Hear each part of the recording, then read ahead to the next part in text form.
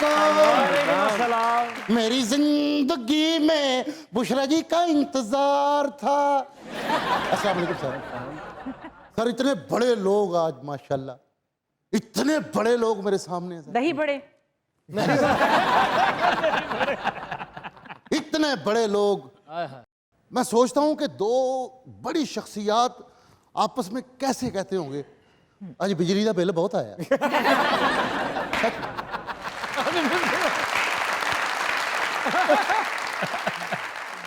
Sir आप भी लिखते हैं, मैं भी लिखता हूं, आपके कलम में भी ताकत है और मेरे कलम में भी बड़ी ताकत है। इस कलम से मैंने वो काम किए जो आप सोच भी नहीं सकते। क्या काम करते हैं आप? इस कलम से मैं कान भी साफ कर लेता हूं। माशाल्लाह जो फैसल पैदा होया ये वाले साहब ने दी वालदा ने वेख के क्या मिलेगा जुल्म दा बदला। हनी साहब भी सच्ची मोहब्बत की तलाश च निकले ने, पेट्रोल महंगा सी तो वापस आ गए।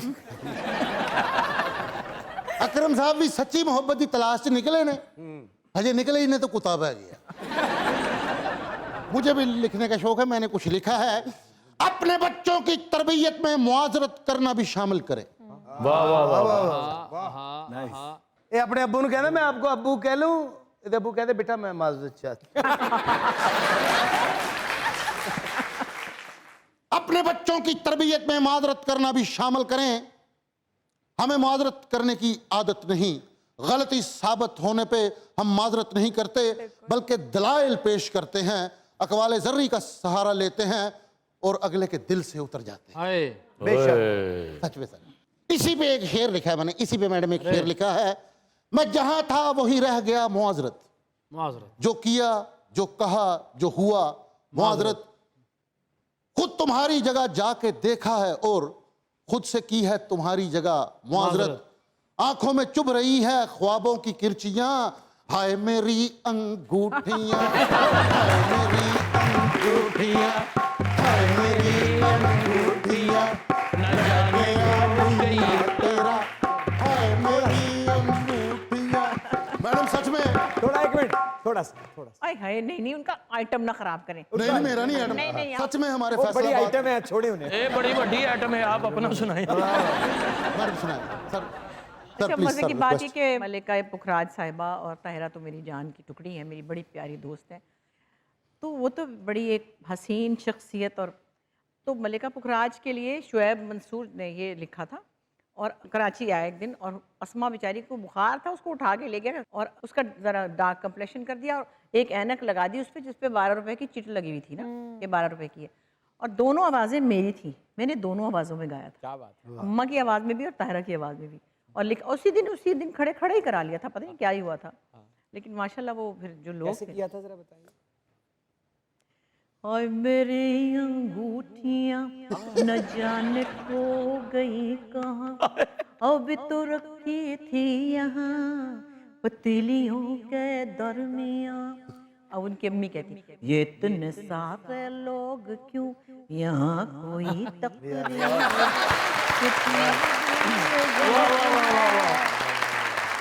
तो तायरा और मैं हम जाते थे फंड रेजर्स में, तो वो ज़ाहिर है अपना स्टाइल में गाती थी जैसे उनका है और मैं अपने गाने गा रही होती थी। तो मुझे कभी कभी लोग कहते थे इनके सामने इनकी नकल करें बड़ा मज़ा आएगा। लोगों को ख्याल था वो बुरा मानती हैं। मैं कहती थी 2000 पाउंड दे दें अस्पताल के लिए तो मैं फिर ये रिस्क ले लूँगी, वो फिर बुरा मानेगी। और हम दोनों आपस में रले मिले होते थे। तो हमने करना ये कि उन लोगों ने आके कहना कि ज़रा इनके सामने इनकी नकल तो करें। उनका ख्याल था कि मैं बड़ी कोई शरारत करूँगी। तो बड़ा इसका मज़ा। ताहिरा ने खुद एक दो दफ़ा कहा कि उनसे लोगों ने कहा कि हाय मेरी अंगूठियाँ सुना दें। उन्होंने कहा वो तो बुशरा ने पैरोडी की है। वो तो अभी तो मैं जवान गाती थी। लेकिन बहरहाल ये बड़ी हिस्टोरिकल चीज़ है।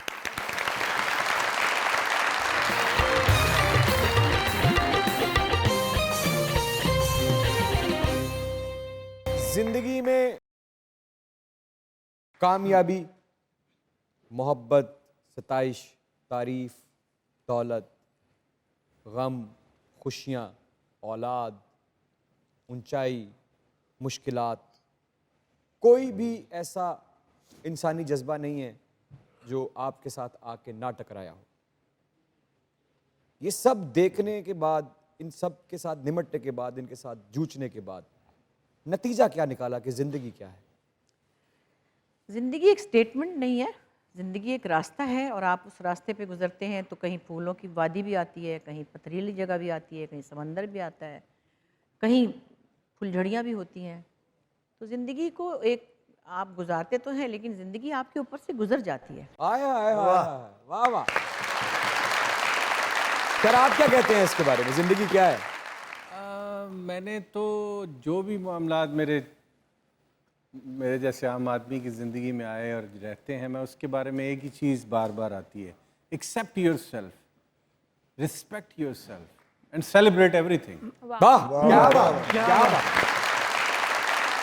अपनी खुशी और गम दोनों को सेलिब्रेट करना चाहिए। सर मैंने जिंदगी को बहुत करीब से देखा है सर। और जिंदगी डर गई। जिंदगी दी चीखा निकल गई हैं जी। और जिंदगी ने नाक पे हाथ रखी है। तो प्लीज इतनी करीब मत आओ कि सांस घुट जाए। मैंने जिंदगी को बहुत करीब से देखा मैडम। सिर्फ दो ही नुक्ते हैं, एक जेब में एक नून में। वाह वाह वाह यार अच्छा है ये, मजे का।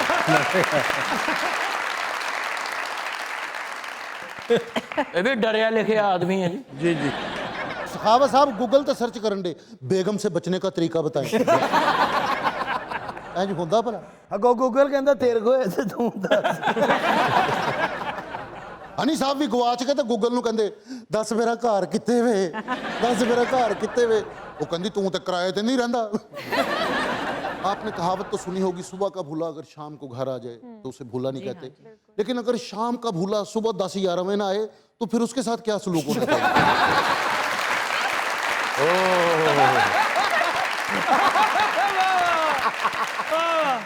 वो पे जानबूझकर भूला है। नहीं, ये तो वो भूला है जो घर से निकलता ही मैं कहने वाला था जो भूला घर से ही ना निकले उसका क्या करें?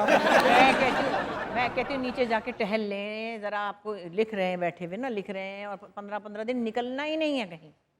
छुट्टी वाले दिन वाशिंग मशीन भी ला लेंगे आप। ना मैनू घर अकरम भाई लॉन्ड्री का पता जे इन्होंने जिन्हों कहते ने ना पलकों की छांव में बिठा के रखने लिया, वो जो जुल्फां दी बना के तेन पखियां चलती रहे ना, वो चल रहा मेरे नाल। मैडम से एक बात पूछूंगा। मैडम मैंने भी सुना है कि माँ जो है अक्सर लड़कियों को कह देती है कि जब ससुराल जाओगी ना तो होश ठिकाने आ जाएंगे, मगर ये नहीं बताती किसके होश।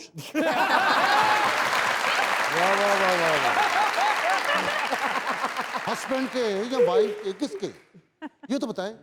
सर तुसी डरो ना, सच्ची मुची तुसी ਤੁਹਾਡੇ ਅੰਦਰ ਨਾ ਇੱਕ ਡਰ ਛੁਪਿਆ ਕਿ ਮੈਡਮ ਕਿਤੇ ਕੋਣੀ ਨਾ ਮਾਰ ਦੇਣ, नहीं करती खुल के गल्लां करो। अच्छा ये बताइए, आप लोगों को मैं देखने में सख्त मिजाज रोब वाली लगती हूँ क्या? मतलब ਤੇ ਇਹਨਾਂ ਨੂੰ ਕਿੱਦਾਂ ਰੱਖਿਆ ਤੁਸੀਂ ਮੈਨੂੰ नहीं, ਇਹ नहीं, ਤਾਂ आप पूछ लें उनसे। जिन्ना वो डरे ने मैंने लग रहा नहीं, आप पूछ लें उनसे। आप अच्छे से ले रहे हैं सर, मजाक कर रहे हैं ये लोग। नहीं, मेरा किस चीज का रोब है कि मैं बड़ी हूँ या मैं मशहूर ज्यादा हूँ, या मेरा को रोब नजर आ रहा है? बीवी लफ्ज ही काफी है। देखिए माशाल्लाह हमारी शादी को 1 डेकेड होने वाला है। वाह। और ये कोई किताबी या कोई फिल्मी बात नहीं है।